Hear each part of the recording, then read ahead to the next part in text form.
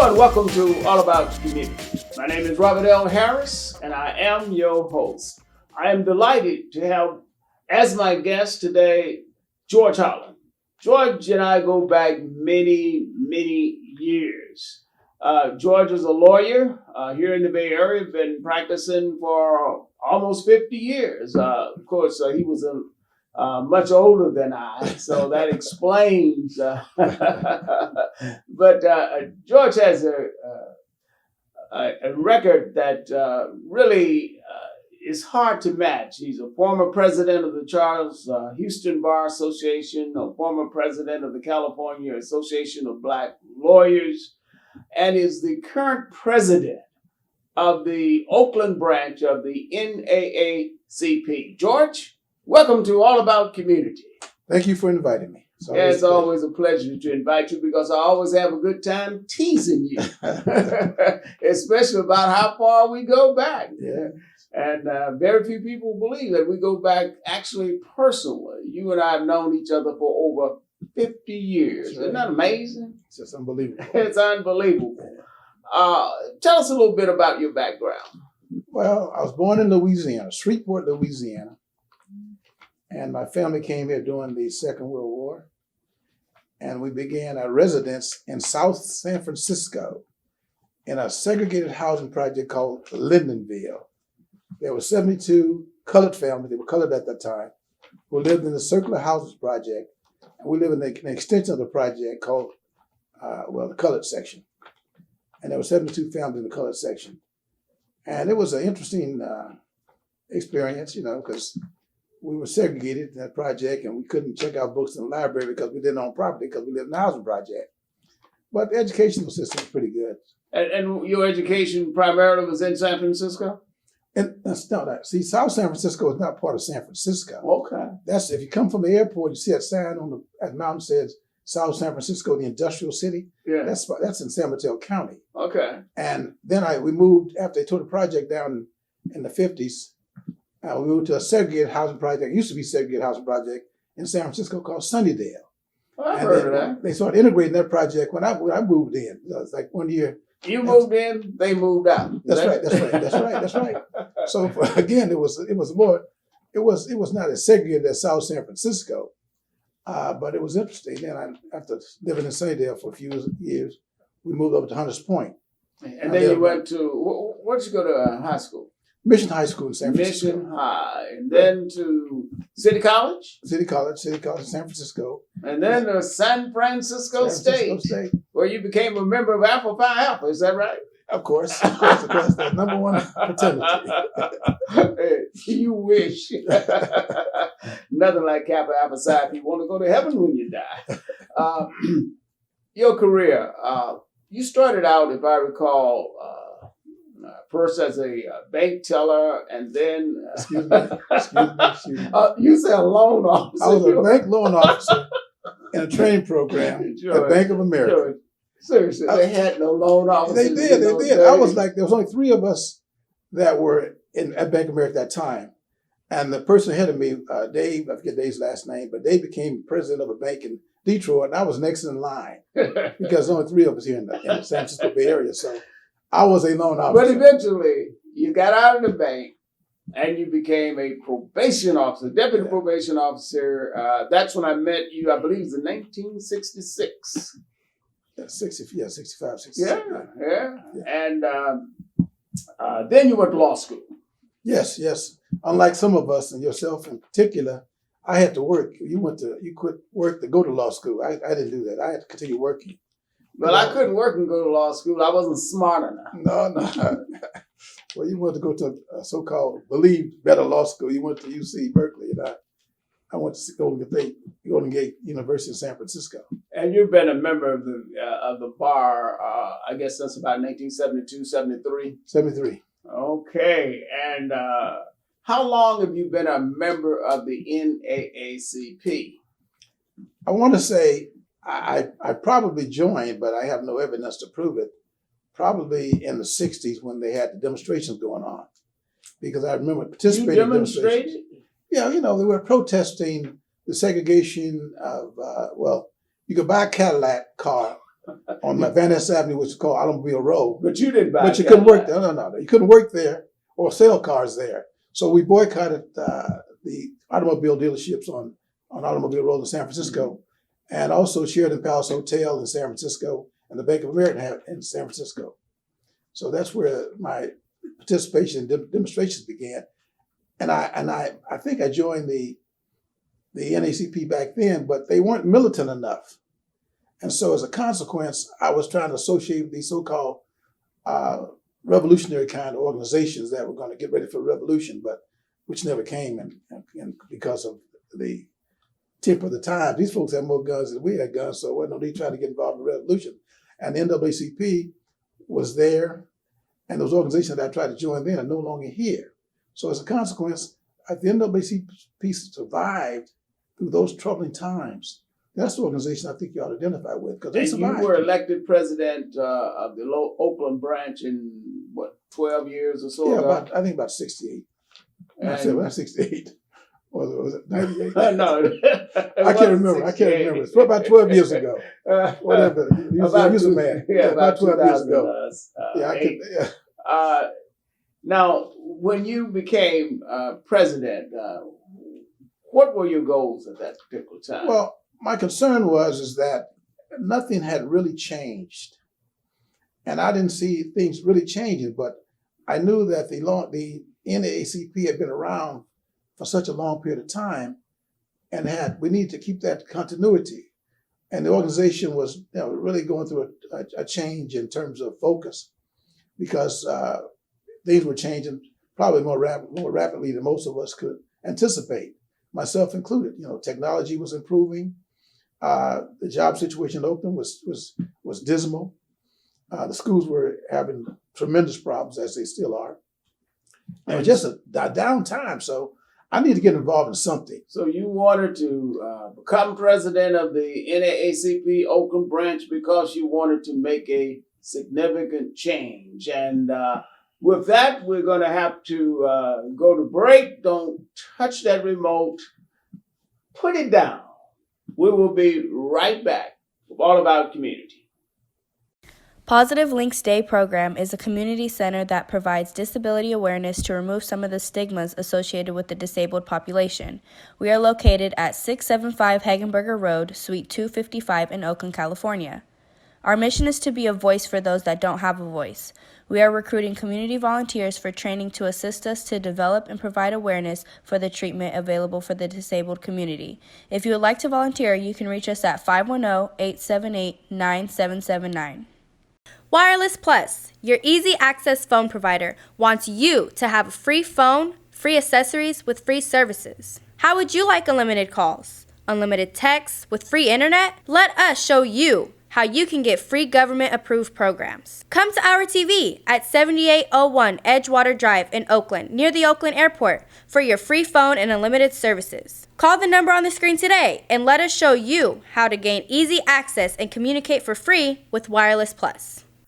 Hello and welcome back to All About Community. When we went to break, I was talking with George Holland, president of the NAACP Oakland branch, and he was explaining that he became president of the Oakland branch because he wanted to effectuate change. George, what change have you brought about in the NAACP? Well, I think we're financially stable. That's number one. Always good to have money. That's it. It makes a world of difference, because we're now able to try to help other people, not just in their political activities and beliefs and stuff, but economically. And there's been such a change in Oakland because the membership in churches have diminished.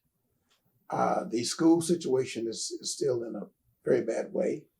So education became the focus of my tenure. And what are you doing in the area of education? You said that's been one of the focus as president. What have you done in that area? We have a literacy program, because if a child can't read, the child's chance of succeeding are lessened. So it's important to teach a child how to read. And so one of the first exposures we had to a reading issue is that there was a proposal by one of the legislators to eliminate the reading component of the credentialing program for teachers. Mm-hmm. So that meant that if your teachers don't take the reading program reading part of the credential, they may be teaching school, probably in Oakland. And so if we have a problem teaching, we don't want teachers that are not going to have the training to be, credential training to be reading teachers.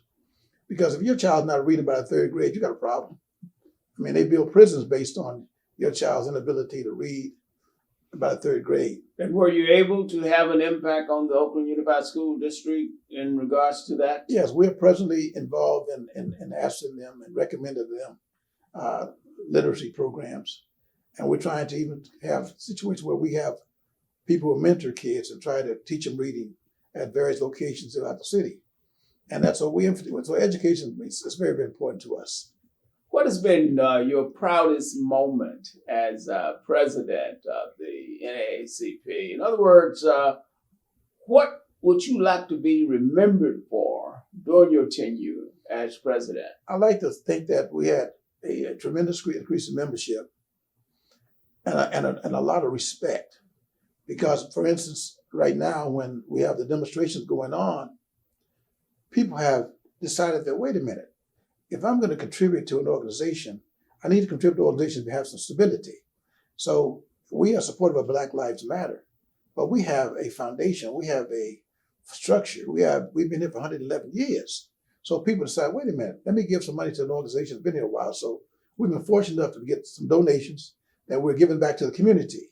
How are you giving them back to the community? Well, we've asked that those churches and senior citizen homes and other individuals who may need some money, we try to give to them. We have a program that that's been proposed for a program at Mark McClaren's High School that we're trying to get started, where the kids will be involved in trying to teach each other and mentor each other and prepare themselves to be good and contributing citizens of our community. We also have a program where we are trying to provide food and resources for people. There's been proposals to try to we provide masks. We've been doing that for people because of the coronavirus situation, which has really been a tremendous negative effect on our community. We are really concerned. In what ways? Well, we're not being tested. And I think why aren't we being tested? Because we have a federal government has taken a position that the president said himself that if we test more, we'll find more negative results. More people are contaminated with the virus. That's what the scumbag said? Well, I call him a scumbag. Okay, well. He is a scumbag. And you can go tell him I said so. Well, I'll defend you when he sues you. Don't let him sue. For defamation. Hey, truth is always a defense. You can't find a person with a worse record than that scumbag. Go ahead. It's unbelievable that we are having the problems now with things that we thought were controllable, because everybody in America thought that it happens to undeveloped countries that pandemics like the virus that's in our community, we can solve that because we're gonna have a vaccine. But what did he do? Now I'm gonna push you in the corner now. Now here's a man, when he was informed of what the facts were, what did he say? He said it was a what? It was a hoax.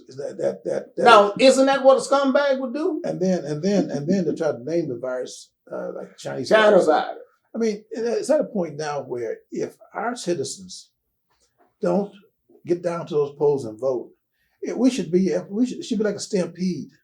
Everybody's trying to be the first one to vote, to try to make things better for all of us. We can't stand another 4 more years like this.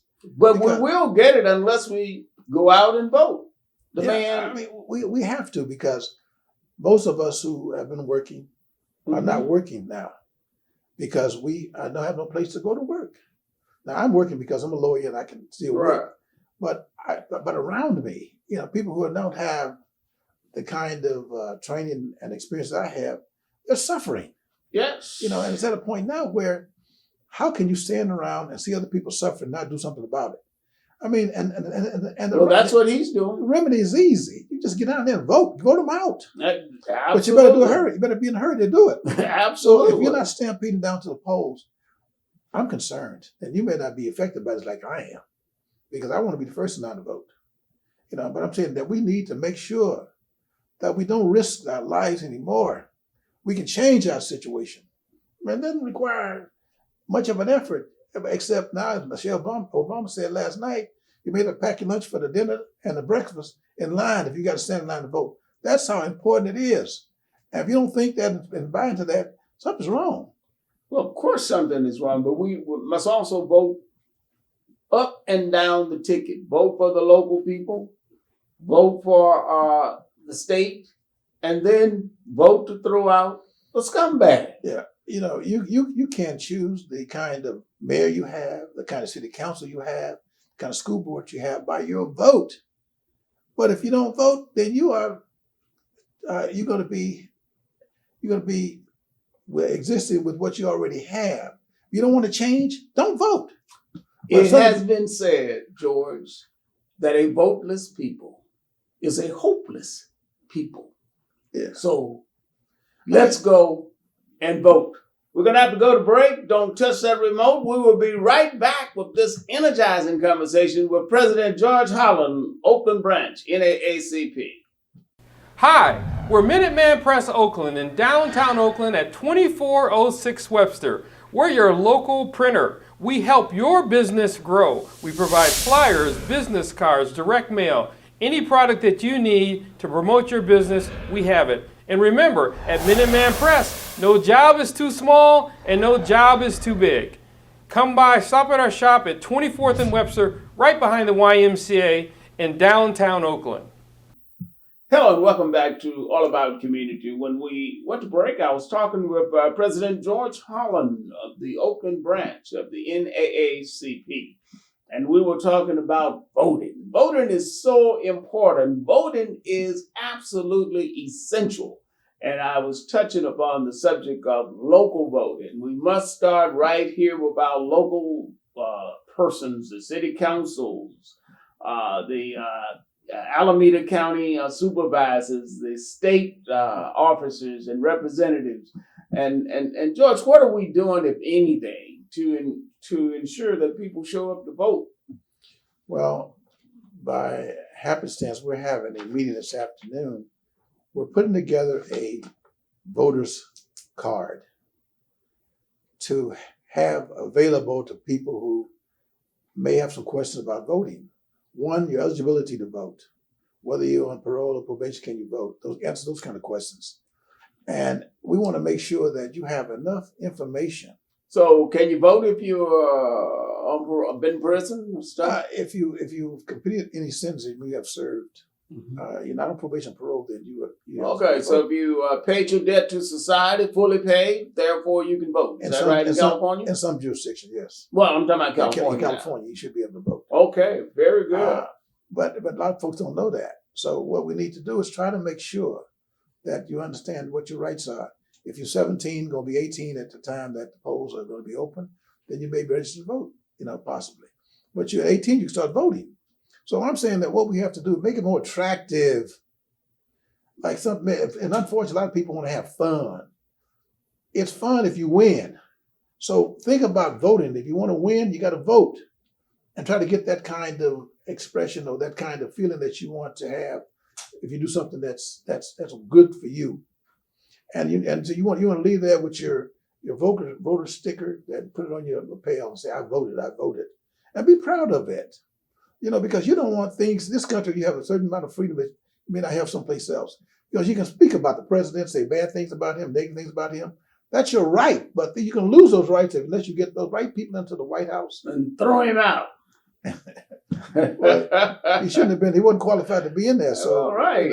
Right. Fortunately, a majority of people in the United States did not vote for him, but for the Electoral College, he would be toast. He would never been in the first place. Yeah.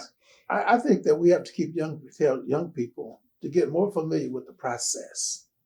Know what your rights are. You should know that, we used to have civics in high school. Maybe we still have it. But I'm saying that you should know the structure of this government. The one thing that's missing right now is that we have legislators have forgotten there should be checks and balances on the presidency. There are no checks and balances. This man does whatever he wishes to do. You got to stop that. That's not part of a democracy.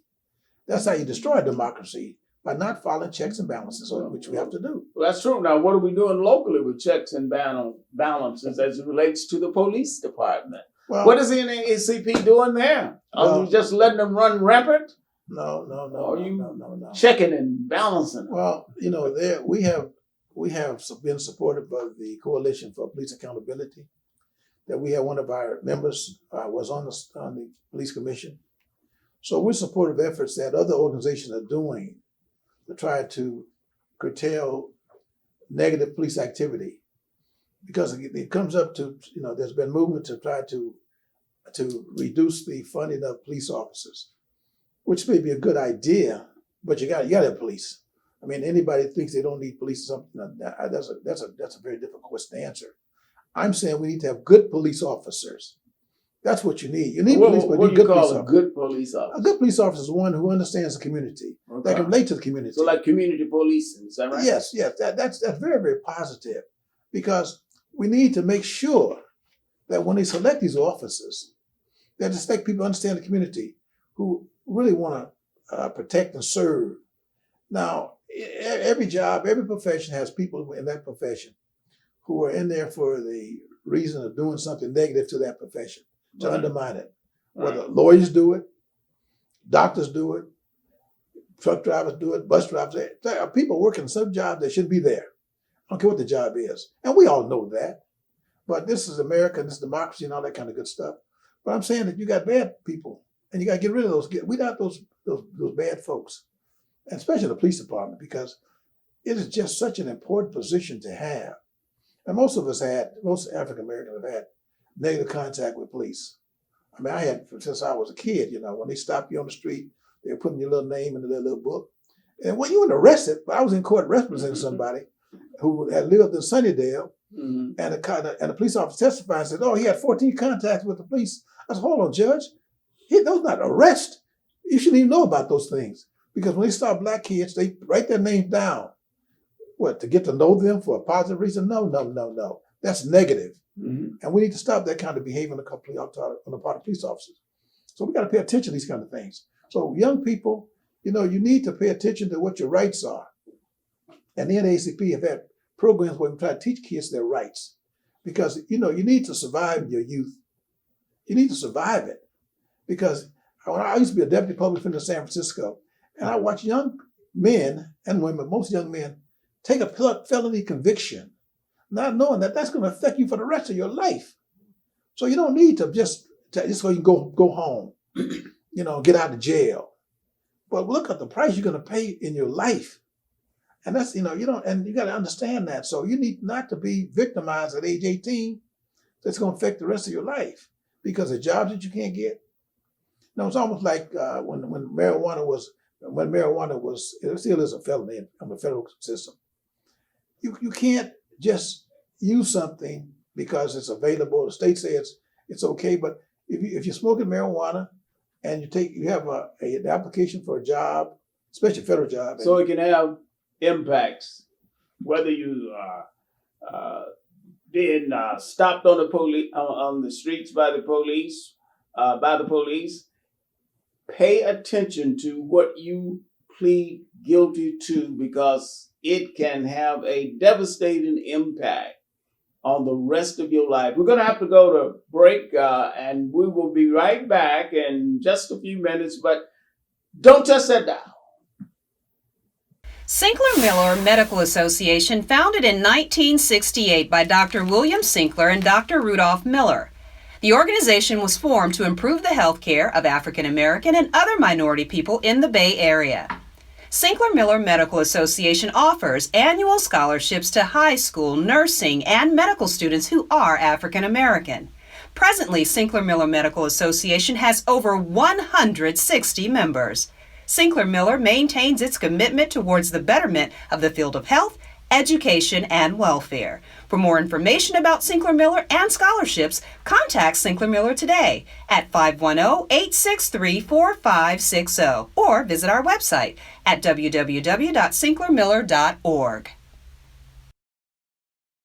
Hello and welcome back to All About Community. Again, my name is Robert L. Harris, and when we went to break, I was again talking about voting, and our president of the NAACP, George Holland, is with us, a longtime attorney here in the Bay Area. George, you seem to be very passionate, and you should be, about the importance of voting. And we also were talking about be careful as to what you plead guilty to. Those are all important facts that people really ought to understand about what happens to them when they come in contact with the police. In this final segment, let's talk a little bit about economic development. Any thoughts on what we should be doing economically in order to develop our communities? Yeah, I think one thing I keep in mind, that employers, many of them have drug tests. Mm-hmm.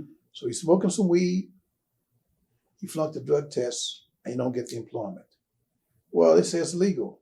I'm saying don't put barriers in front of you that are going to affect you for the rest of your life. By way of example, we asked for retail to come to Oakland. We want businesses to come here. And of course, there were some hurdles a business have to consider in order to come here. One, the school system. You're not going to move your company here if the school system is not productive, educating your kids. But then another problem too, and when you ask for retail and business to come to Oakland, you got to be prepared for the jobs that are going to come here. So don't ask for something and then when it comes here, you'll take advantage of it. So you got to do preparation.